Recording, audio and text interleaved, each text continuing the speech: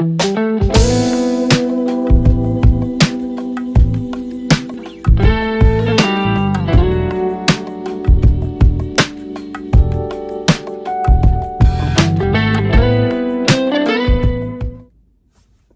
everybody, and welcome to another episode of Rob's World of Boxing.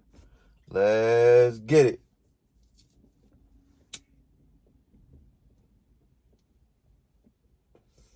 Alright. I want to get into this fight night recap video. There was a few fights that happened last night, June 4th, 2022. The first fight card I want to get into, it was the Zone card in Cardiff, Wales. It transpired at 2 p.m. Eastern Time. The main event was a 12-round contest for the IBF Junior Lightweight title. Junior Lightweight is 130 pounds, if you didn't know. The fight was between Kenichi Ugwa and Joe Cordina. Kenichi Ugwa was 26-1 with one draw, 18 KOs, 34 years of age. He was from Tokyo, Japan.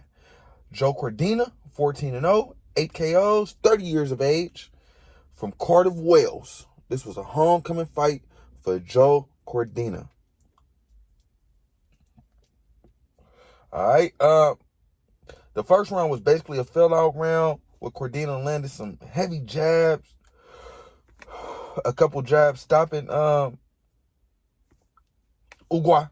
in his tracks. He had some nice, powerful jabs.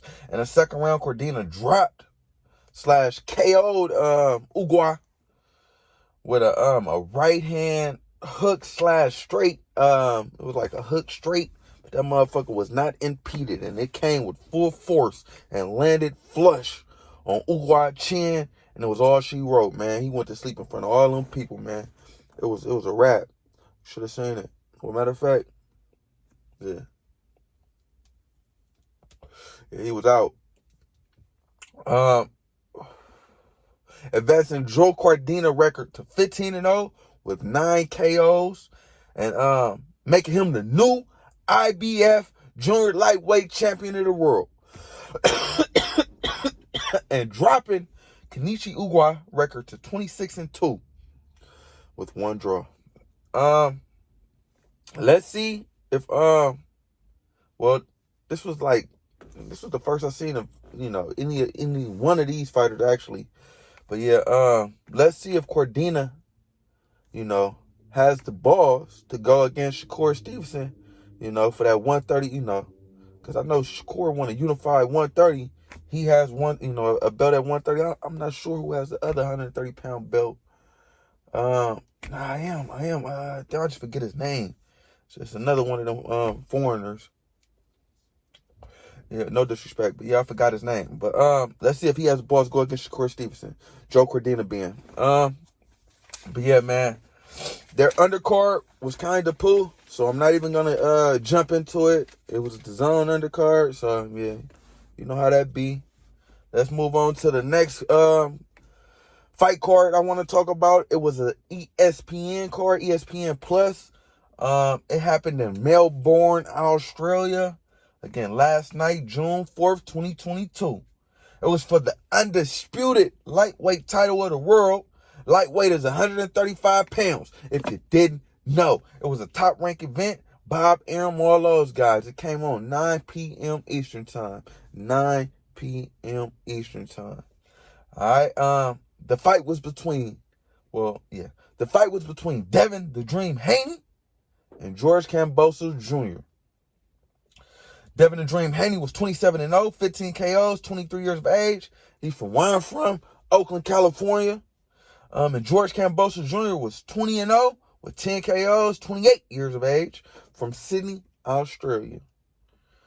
Man, oh man. This was a highly anticipated fight, man. I've been waiting for the 135-pound division to get unified. I didn't know who was going to be the last king once it did, but I guess we figured that out. All right, let's jump into the contest. When Dev came out, man, he was up against all the odds. As you know, his dad really wasn't able to be there with him and help him prepare, in Australia.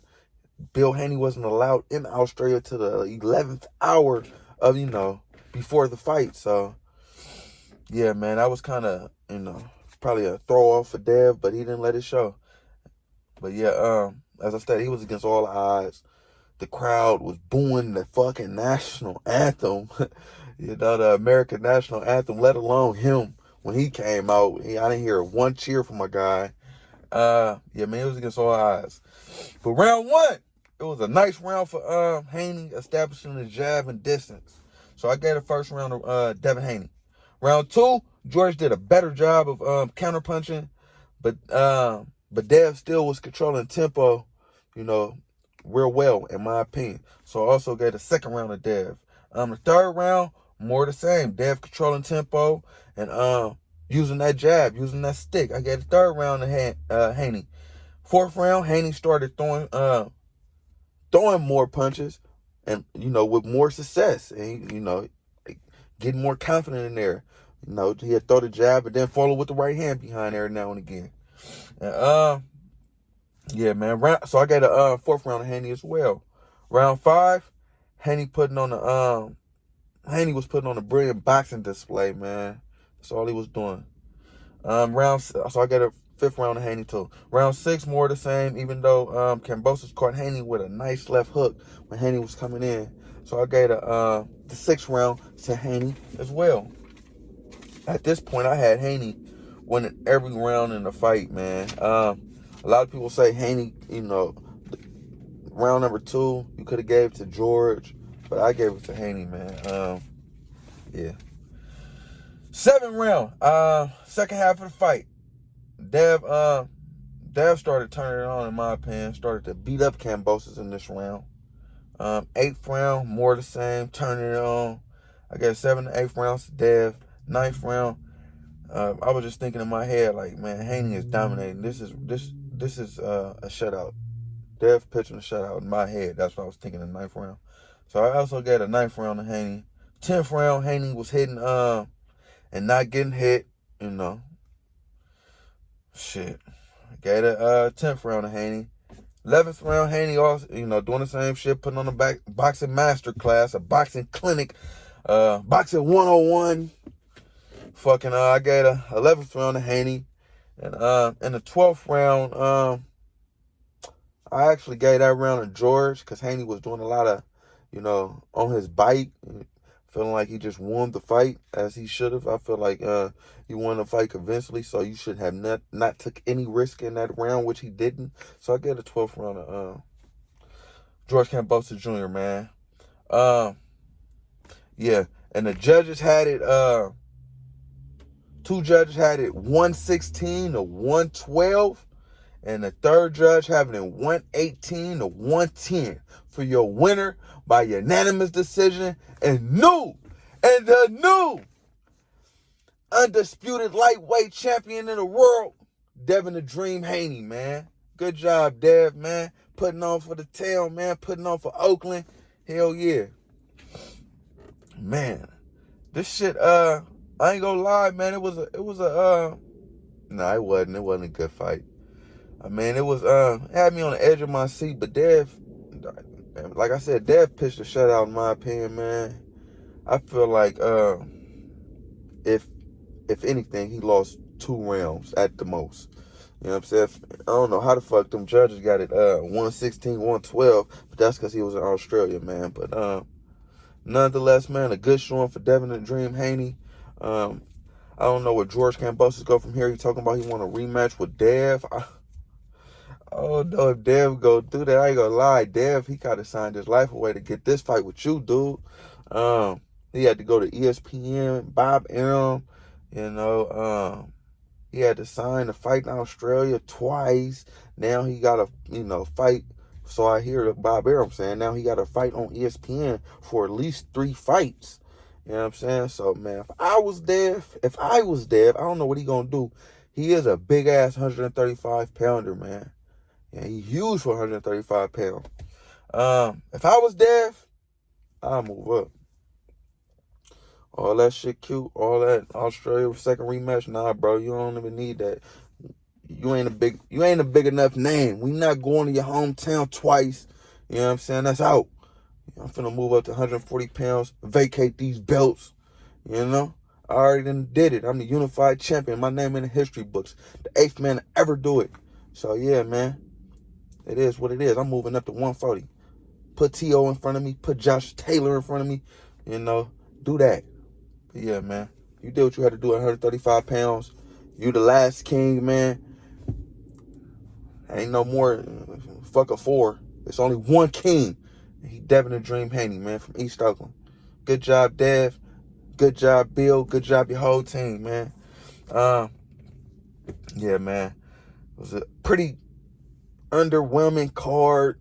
As I stated in my preview video, they actually added Jason Maloney, an Australian, you know, I guess late, because he was a late add. Yeah, he's a bantamweight, so he kind of made the undercard a little better, but it was still poo, man. And Jason Maloney, he was fighting some guy named Ashton Polisi, some Filipino guy.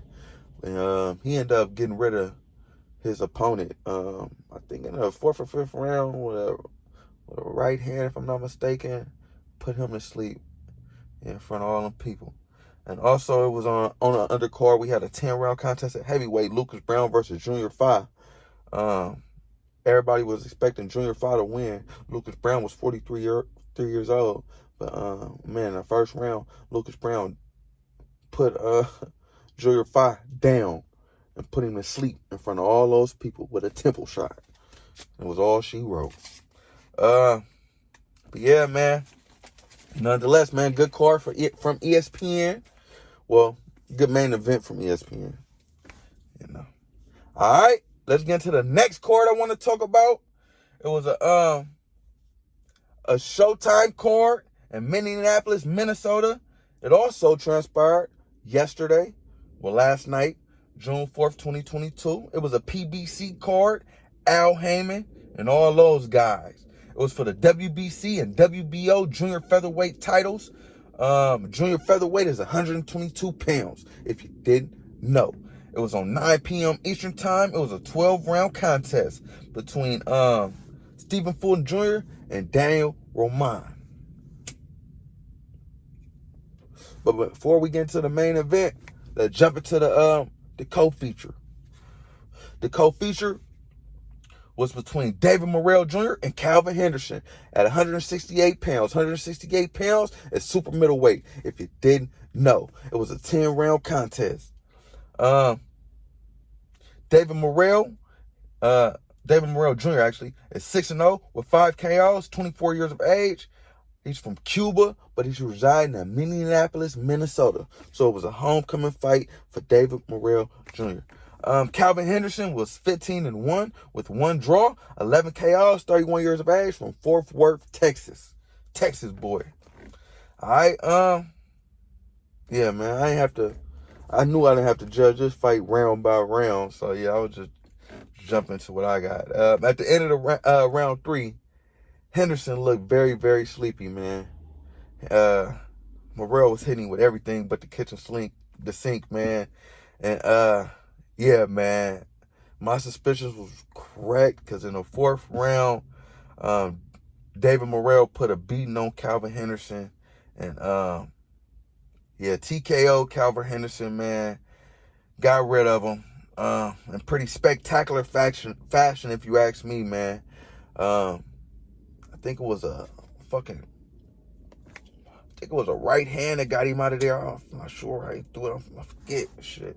But yeah, it's right here. Yeah. As you see, put that, you know what I'm saying, got rid of that boy TKO. But yeah, man, David Morrell, he's a problem at 168 pounds, in my opinion. I got him number 5 on my top 5 super middleweights in the world today at fucking 6-0. Now he's 7-0. So that should tell you something. I'm not just putting anybody in that spot. I'm telling you, I'm not at 6-0. But he's a problem, man. He needs to be recognized, man. But what he also needs to work on his defense a little bit. If anything, because I don't really see too many holes in this game, it's his defense, because he will get hit. So yeah, man, work on your defense, David Morrell, man. But other than that, the sky is the limit for you. Yeah, man. I would say put him in there with some tougher opposition, but he only 7-0, bro. He making these guys are tough opposition for him, but he making them look like cab drivers. This shit crazy. He ready for, David Benavidez and, the top 168 pounders now, man, in my opinion. But all right, let's get into the main event. As I stated, it was at 122 pounds. 122 pounds is junior featherweight, if you didn't know. It was between Stephen Fulton Jr. and Daniel Roman. All right. Round one. Fulton was looking good with the jab and distance, man. He was controlling distance and using the jab pretty well, as boxers do, as Devin Haney did in the first round. All boxers need to come out, set the tempo, and, put that stick out there.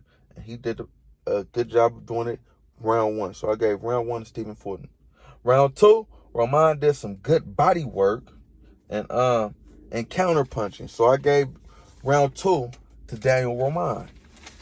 Round three, Fulton got back to boxing and keeping his defense tighter. Not getting, letting the body work get to him and, keeping his defense up. So I gave round three to Fulton. Round four, Fulton started working on his 1-2.